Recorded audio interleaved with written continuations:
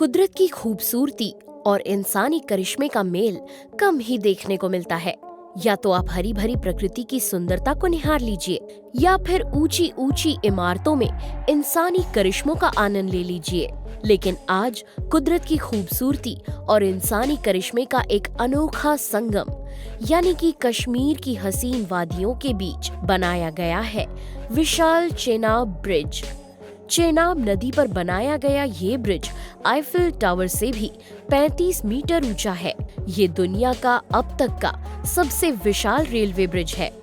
USBRL project यानी कि Udhampur Srinagar Baramulla rail line project के तहत चेनाब नदी पर 467 मीटर वाले सिंगल आर्च का ब्रिज बनाया गया है, जिसकी ऊंचाई नदी की सतह से 359 मीटर है। इस ब्रिज के निर्माण में कुल 28,660 मेटल स्टील का इस्तेमाल किया गया है। 1315 मीटर की लंबाई वाले इस ब्रिज की ऊंचाई आईफिल टावर से भी 35 मीटर ज्यादा है। अब आप अंदाजा लगा ही सकते हैं कि चेनाब ब्रिज कितना भव्य होगा। ये ब्रिज केवल दुनिया का सबसे ऊंचा रेलवे ब्रिज होने के लिए ही फेमस नहीं है, बल्कि ये जाना जाता है अपने अनोखे डिजाइन और कंस्ट्रक्शन के लिए, जिसे तैयार किया है शापोरजी पालोनजी ग्रुप की कंपनी एफकॉन्स ने। आपको जानकर खुशी और आश्चर्य होगा कि इस प्रोजेक्ट को अंजाम देने वाले सारे इंजीनियर्स, सारे वर्कर्स, सारे एम्प्लॉयज भारतीय ही हैं, जिसके आधार पर आज हम खुद को आत्मनिर्भर भारत कह सकते हैं। USBRL प्रोजेक्ट एक बेहद चुनौतीपूर्ण और महत्वपूर्ण प्रोजेक्ट था। ये भारत का ऐसा पहला ब्रिज है जो ब्लास्ट प्रूफ है। ये भारत के गुजरात में आए तेज भूकंप जैसी तीव्रता वाले भूकंप को भी आसानी से झेल सकता है। कश्मीर का ये इलाका बेहद सर्द रहता है। ऐसे में इस ब्रिज को कुछ इस तरह डिजाइन किया गया है कि ये -20 डिग्री सेल्सियस की कड़ाके की ठंड में भी सशक्त खड़ा रहेगा। यहाँ का मौसम कुछ ऐसा है कि हवाओं का दबाव कभी भी तेज हो सकता है, मगर चेनाब ब्रिज को कुछ ऐसे तैयार किया गया है कि ये 267 किलोमीटर प्रति घंटे की रफ्तार से चलने वाली हवाओं को भी सह सकता है। 96 केबल्स के सपोर्ट से खड़े किए गए इस ब्रिज में कुछ एडिशनल स्पैन भी लगाए गए हैं। आपको बता दें कि ये ब्रिज रियासी जिले के बकल और कौरी को जोड़ता हुआ बनाया गया है, जिसके फाउंडेशन के दोनों तरफ सीढ़ी नुमा पैटर्न्स बनाकर स्लोप स्टेबलाइजेशन किया गया है, ताकि नींव को और भी मजबूती मिले और भूस्खलन से बचा जा सके। वरना एक तरफ 43 डिग्री और दूसरी तरफ 77 डिग्री वाला स्लोप इस तरह के ब्रिज के लिए खतरनाक साबित हो सकता था। इस क्षेत्र की ज्योग्राफी कुछ ऐसी है कि आए दिन तेज हवाएं चलती रहती हैं।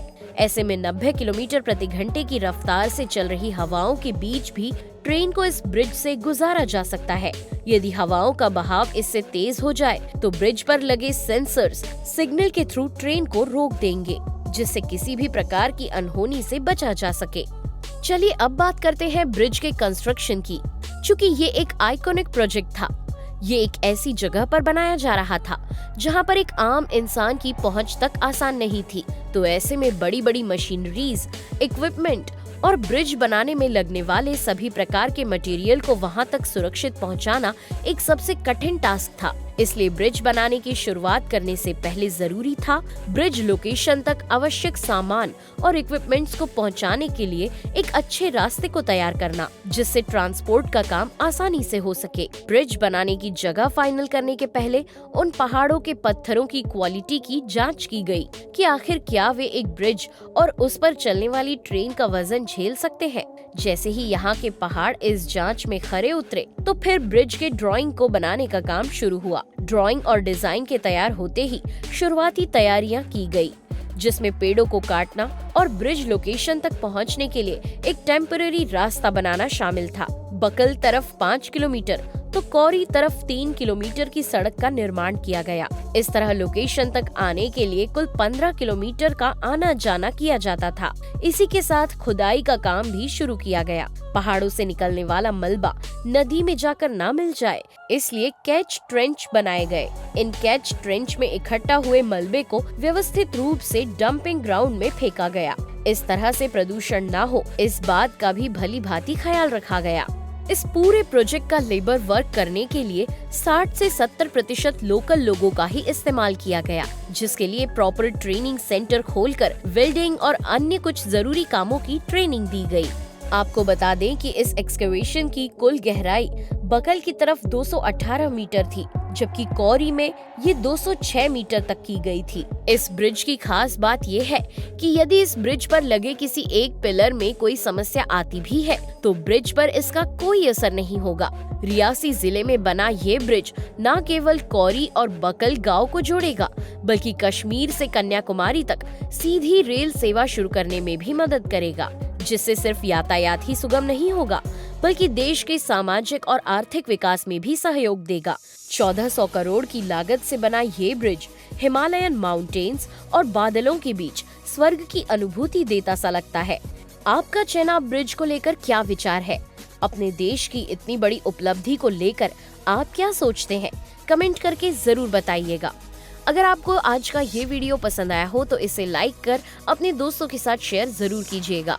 अगर आप हमारे चैनल अद्भुत मिस्ट्री पर नए हैं तो जल्दी से इसे सब्सक्राइब कर बेल आइकन को ऑन कर लें, ताकि आप हमारे किसी भी अपडेट को मिस ना कर जाएं। मैं हूं आपकी दोस्त नेहा आगरकर। फिर मिलेंगे अगले वीडियो में नए टॉपिक के साथ।